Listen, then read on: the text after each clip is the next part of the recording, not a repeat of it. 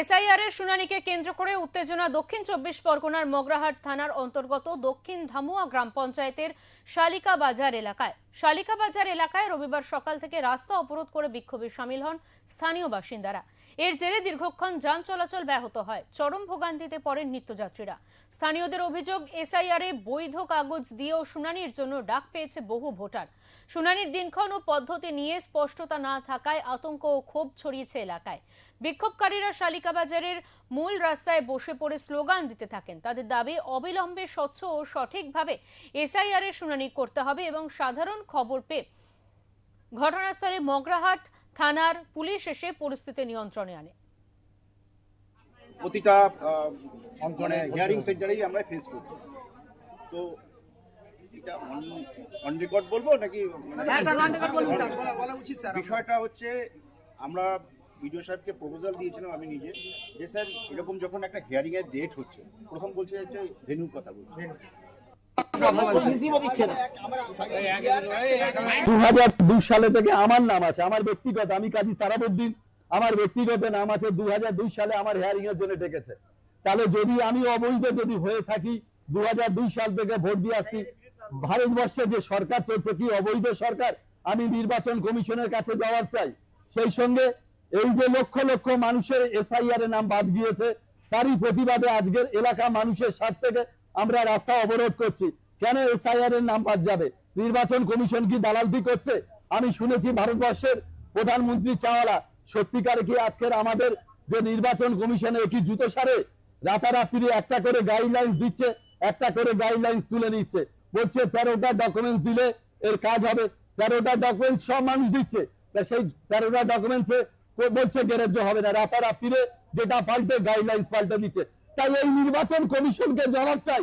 এই আন্দোলন করার মুখ্য উদ্দেশ্য হচ্ছে আমাদের বাজার অবরোধ কারণ হচ্ছে রাস্তার উপরে, যেহেতু নির্বাচন ইলেকশন কমিশনার হচ্ছে যে উনি বললেন যে 2002 সালে যদি বাবা মার নাম থাকে সেক্ষেত্রে কোনো ছেলে মেয়ের ডকুমেন্টস লাগবে না, কিন্তু পরের দিন আবার উনি হচ্ছে সেই সিদ্ধান্তে না থেকে তারা কার মদতে আবার সিদ্ধান্ত চেঞ্জ করছে, যার জন্য সাধারণ মানুষ ভারতবর্ষ ধরে পশ্চিমবঙ্গে তথা সার্ভিস হলে খুবই কম সাধারণ খেটে খাওয়া মানুষ, তাদের দিন খায়, তাদের আজকের এই যে কাগজপত্র নিয়ে কাজকর্ম বন্ধ করে, রুজি রুজি বন্ধ করে এই যে হেনস্থার মধ্যে পড়েছে, সেই হেনস্থা থেকে উদ্ধার হওয়ার জন্য আমরা আজকে শালিকা বাজারে রোডে অবরোধ রেখে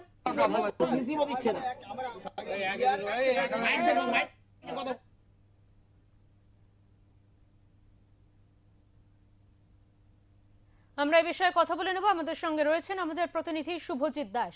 শুভজিৎ, তোমার কাছ থেকে জানতে চাইবো যে মগরাহাটে যে বিক্ষোভ শুরু করেছেন স্থানীয় বাসিন্দারা এসআইআর এর শুনানি সংক্রান্ত বিষয়, তাদের মূল বক্তব্যটা ঠিক কি? তাদের বিক্ষোভের কারণটা ঠিক কি? তারা কি বলছেন? শুভজিৎ, দেখো দেবাঞ্জলি, তোমাকে যেটা প্রথমে বলে রাখি যে এসআইআর এর শুনানির হিয়ারিং এর প্রক্রিয়া নিয়ে হচ্ছে বিক্ষোভে ফেটে পড়ে মগরাহাটের 2 নম্বর ব্লকের অন্তর্গত দক্ষিণ ধামুয়া শালিকা বাজার এলাকাবাসীরা। মূলত তাদের দাবি যে এসআইআর এর কাজের সময় যে বৈধ কাগজপত্র সহ বৈধ নথি বিএলওদের দিয়েছিল, তারপরেও কিভাবে এসআইআর এর শুনানির জন্য তাদের কাছে নোটিশ পৌঁছেছে সেটা নিয়েই ক্ষোভ উগড়ে দিয়েছে।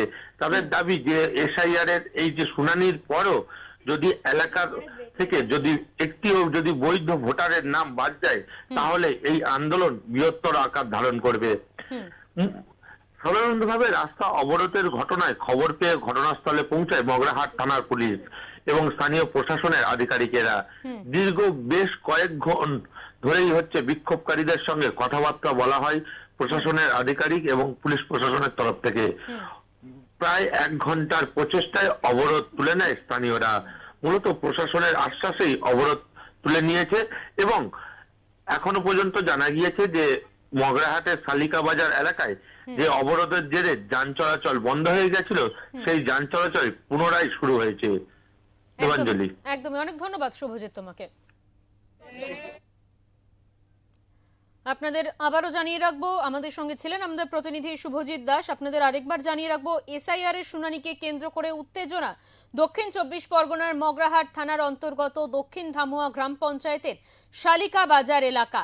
প্রায় 1 ঘন্টা ধরে তাদের এই অবরোধ চলে। তার পরবর্তীতে প্রশাসনের পক্ষ থেকে যে আশ্বাস দেওয়া হয় তারপরেই কিন্তু বিক্ষোভকারীরা এই বিক্ষোভ তুলে নেন।